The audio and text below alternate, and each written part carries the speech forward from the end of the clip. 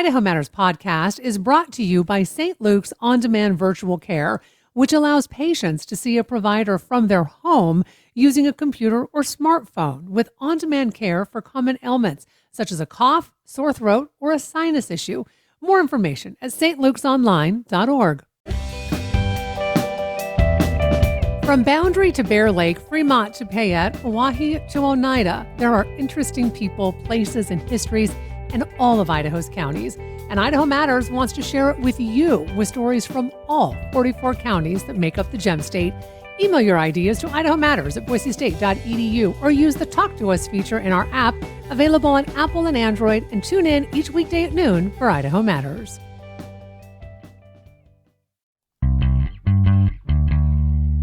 From the studios of Boise State Public Radio News, I'm Gemma Gaudette. This is Idaho Matters. Graveyards can be weird, even scary places, especially if you don't know much about them. Turns out, though, there's a lot of art and history in a cemetery, if you know where to look.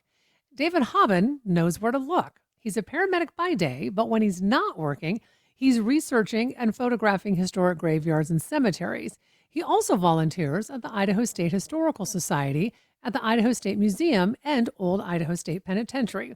And he's teaching a class in September at the Osher Lifelong Learning Institute in Boise about the history and symbols you find on gravestones, and he's joining us now to give us a sneak peek. David, nice to have you on the show. Thank you. Thank you for having me.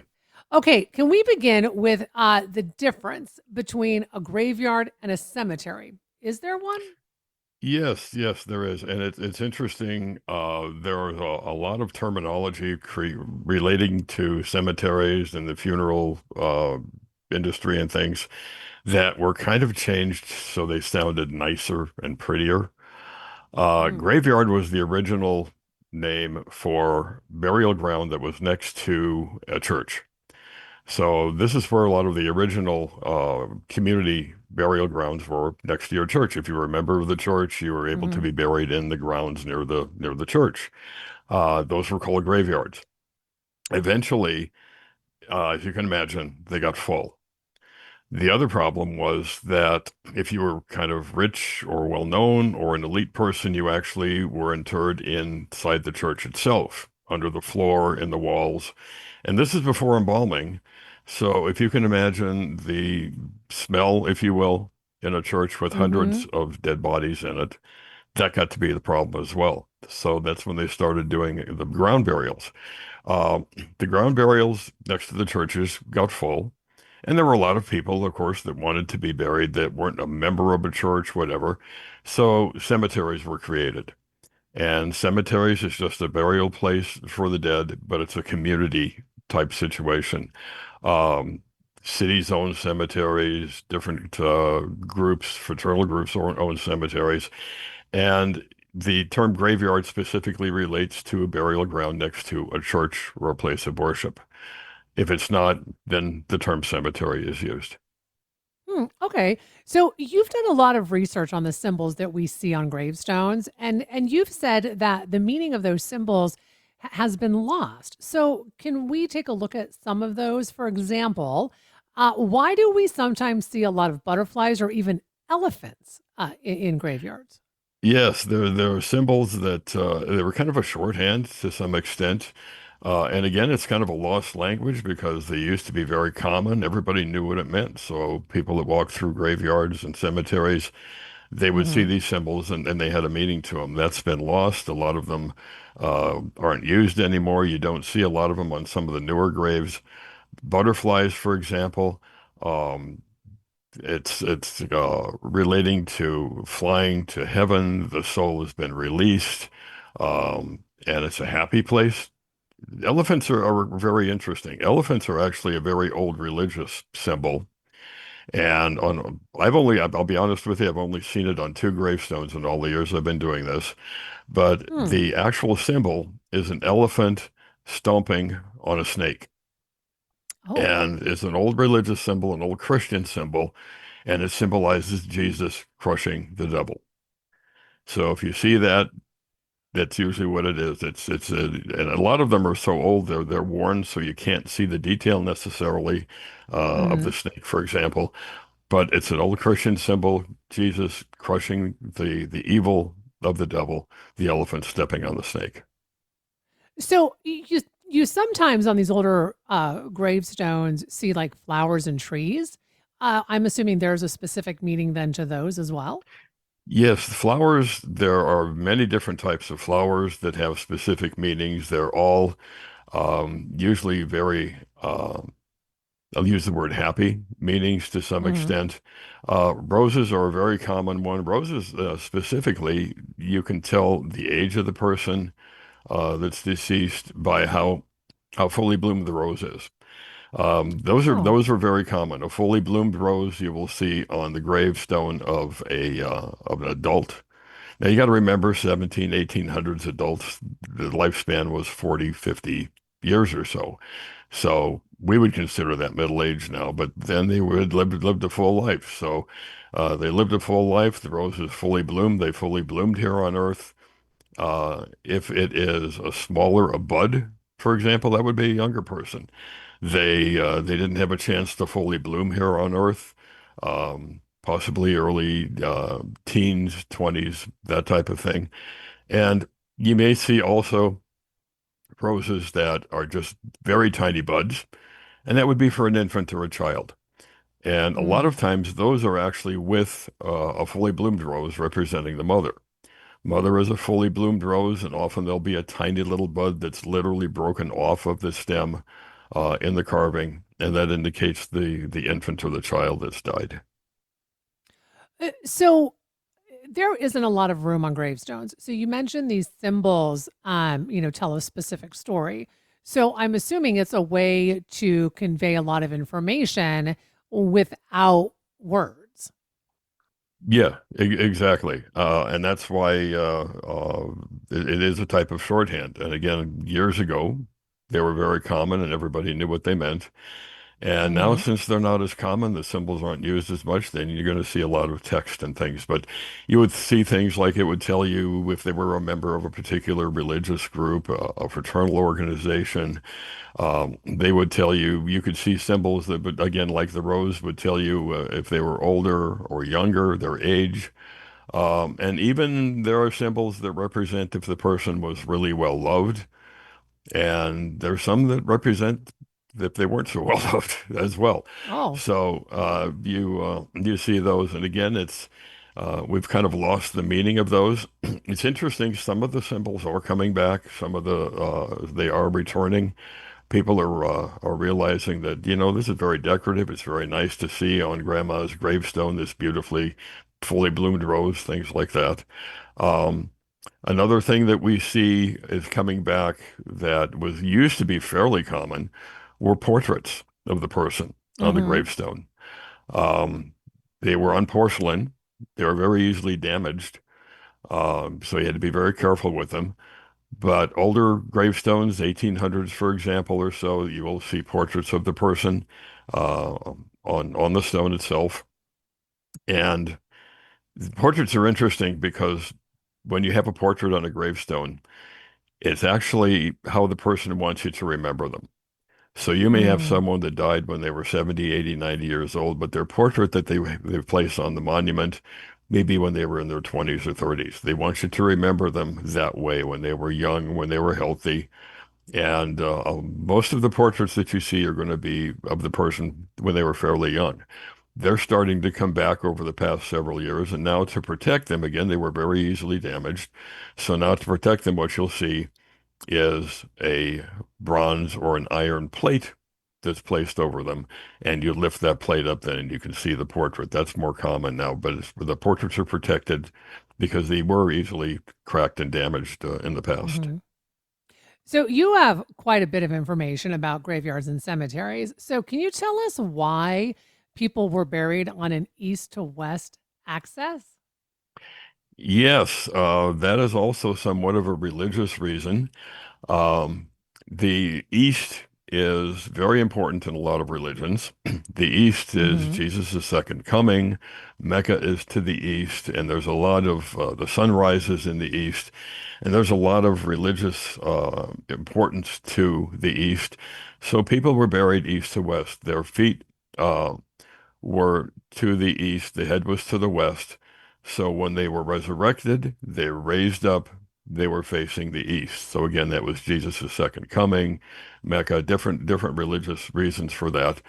But that was for when they were resurrected, they would sit up, they would stand up and be facing the east. Interestingly, when I mentioned that you could tell if a person was well loved or not, if someone was not thought of well or well loved or Oh, not, you bury them north to south. okay. And Well, all right. yeah, so that way they wouldn't be facing the east, and they're buried on a north to south axis. That's kind of an indication that maybe they were a criminal, they weren't well liked, or maybe some dastardly deed that they had done. But for some reason, they were not worthy of being resurrected. So, how did you get started studying all of this? This started a long time ago. I've been doing this for a little over 25 years, and I grew up in the Chicago area, and I'm a big fan of the blues music. Hmm. There was a huge record store back in Chicago, the Jazz and Blues Record Mart, for years. And this is after I'd moved out away from Chicago. I lived in Oregon for a while before I came here to Oregon, and I got a monthly newsletter from this record store. And there was an editorial. The editor of the newsletter mentioned one time that he was really tired of getting out his black suit because there had been three major blues musicians that had died in the past few months. And it gave their location. Being a fan of the blues, I thought that'd be great. Next time I travel back to Chicago, I'll look up their graves and find them. And I Hmm. did. And that's kind of what started it. I started visiting cemeteries to find the blues musicians. Then it turned into other famous musicians, other famous people. And I just started seeing all of the beautiful artwork, the beautiful statuary, the beautiful monuments. And again, the symbols I started to see, I got curious about those, what the meaning of those were. And it just gradually ended up to where it is today. I travel usually once or twice a month in my work, and I always try to find historical cemeteries and graveyards to visit to photograph. And every once in a while, find a new symbol I haven't seen, but I photograph them. And there's a couple of websites I contribute to. Findagrave.com is one of them, and people go and look for relatives on that. So I'll post my pictures on that. And it's just interesting. Every once in a while, I'll get a note, a thank you note from someone. Gee, thank you for taking a picture of Grandma's grave. I didn't know what it looked like, and now I see it. But it kind of started from the blues musicians, and then kind of more famous people, and then just literally the history Hmm. and the beauty connected with the cemeteries. I am going to tell you something. I love cemeteries, and my family, and I'm talking not just my spouse and my kids, but my siblings all think I'm crazy. But Hmm. I think there's such history in them, and there's such beauty in them. And as you mentioned, you have researched a lot of historic cemeteries and graveyards. So, can you tell us, do you have a favorite or some of the places you've been? Because I will say my favorite is, and I can't say it properly, but it's in Paris. It is where the Jim Morrison is buried. This is like a two and three Yes, tier yes. cemetery, and it is stunning, stunning. Yeah, yes, and I can't pronounce it correctly either. Pierre Lacasse, something like that. But I Something like absolutely that. agree Yeah. with you. Yes, yes, I agree with you. I would love to go there one day. It's one of I haven't been to. Um, the some of my favorite ones. I really enjoy the ones in the Chicago area. There's some very beautiful cemeteries in Chicago. Um, Hmm. and but New Orleans was amazing. I've been able to go there a few times. Actually, one of my jobs that I had for a number of years related to my paramedic training and work is I taught emergency medical dispatch to 911 dispatch centers. And the company I taught for, literally, we did classes all over the world. So I had a chance to go to cemeteries in Ireland. I actually taught in Malaysia, Kuala Lumpur in Malaysia, and saw cemeteries there. Those are amazing over there. The Irish cemeteries are very beautiful. Um, I really enjoy the small, old, there's family cemeteries. So Mm-hmm. maybe on a ranch or a farm at some point, there's a family, and that's some of the original cemeteries were family cemeteries. Someone died in your family, you had a large ranch or a farm, whatever, and you had an area designated as your own family cemetery. Some of those are fascinating, the older stones and things that are there. I love finding those. But there are some amazing ones in California.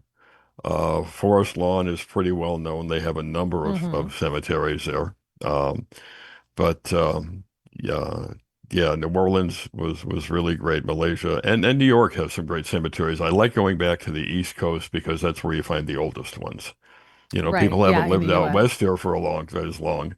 So back there, we would find them back into the 1700s and whatnot. Is it fair to say that graveyards are a place to learn a lot about history as well as art? I mean, I would say yes. I mean, I think just walking through a graveyard, especially these old ones, right? I mean, you said the East Coast, but like you go to Europe and you see these old gravestones. I mean, and there's a whole history there. So, what can people learn from this? It's amazing. Years ago, people didn't move around as much as they do now.